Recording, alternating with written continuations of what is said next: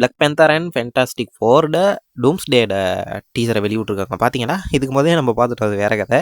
இப்போ வந்து ஹெச்டியில் வெளியிட்ருக்காங்க.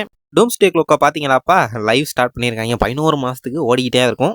எப்போ வேணால் போயிட்டு பார்த்துக்கலாம். பார்க்கலன்னா ஓடி போயிட்டு உடனே பார்த்துட்டு வந்துருங்க.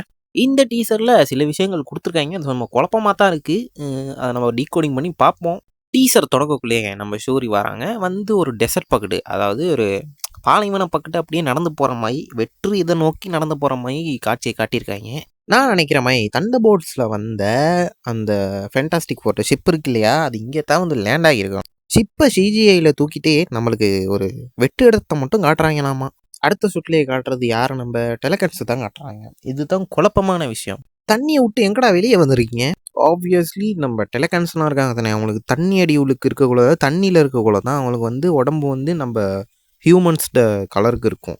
ஆனால் வெளியே வந்தால் உடம்பு வந்து ப்ளூ கலரில் மாறிடும். ஆனால் இதில் அப்படி மாறலை, அதுக்கு ஒப்போசிட்டாக நடக்குது. அந்த இடத்த பாருங்களேன், ஒரு டெசர்ட்டு, அதாவது ஒரு பிரமிட் கணக்காக செஞ்சு வச்சுருக்காங்க. அது என்னன்னு ஒரு வித்தியாசமாக இருக்குது. வந்து நம்ம நெய்மோர் அவரும் வந்து பார்த்தீங்கன்னா தோடு மூக்குத்தி எல்லாம் குத்தி ஆள் கலசத்தான் இருப்பார். இப்போ என்னடானா வேற மைக் இருக்காரு, குத்துன அடையாளமே இல்லாமல். ஒருவேளை வக்காண்டாஸோட சேர்ந்து நம்ம டெலகன்ஸ் வந்து வேலை செய்கிறாங்களா இருக்கும்.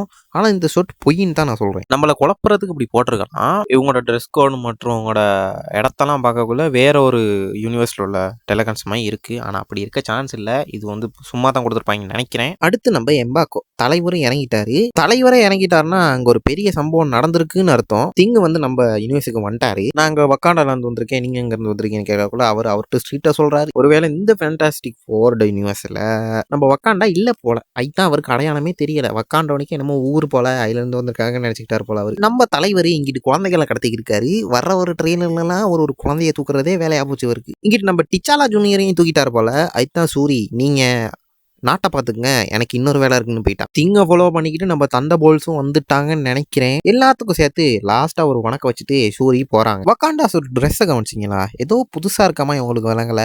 நம்ம ஷூரியூட்டும் சரி, நம்ம எம்பாக்காவட்டும் சரி, ஷூட்ல பாருங்க ப்ளூ கலர் அக்சென்ட் விளங்குது. அப்ப என்ன அர்த்தம்னா டெலகன்ஸும் வக்காண்டாஸும் ஒன்னா சேர்ந்து தான் டெக்னாலஜியை பரப்பிக்கிட்டு இருக்காங்க ரெண்டு கூட்டத்துக்கும். இப்போ டெலகன்ஸ்ட பவரை இங்கிட்டு வக்காண்டா கொடுத்துருக்காங்க போல. தண்ணி அடிலுக்கு சுவாசிக்கிறது, இல்லாட்டி அதிரடி பவர் அப்படியெல்லாம் கொடுத்துருக்காங்க போல. Wakandas and Fantastic Four will returns in டூம்ஸ்டேன்னு சொல்லி முடிச்சிட்டாங்க. நீங்களே என்ன இடன் டீட்டெயில்ஸ் எல்லாம் கண்டுபிடிச்சிங்கன்னு கமெண்ட் பண்ணுங்க. இன்னொரு பிரேக் த்ரூவோட சந்திப்போம். டாடா, பாய் பாய்.